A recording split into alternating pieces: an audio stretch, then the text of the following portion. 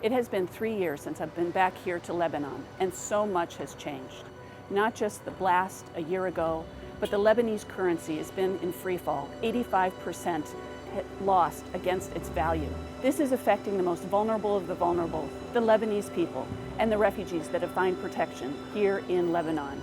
Here with UNDP, we are strong partners together to help Lebanon, its people, and the refugees here in this country. As Kelly was saying, we are here together because we know that no one agency can help to solve the problems that Lebanon is living today. We are here in Karantina and we saw the devastation made by the blast, but also what has been already achieved, and it's impressive. In UNDP, we have helped more than 2,000 people in the neighborhood in different aspects: business, hospital, and also access to solar energy, which is very important nowadays. We know we need to do more, and we stand ready to do more.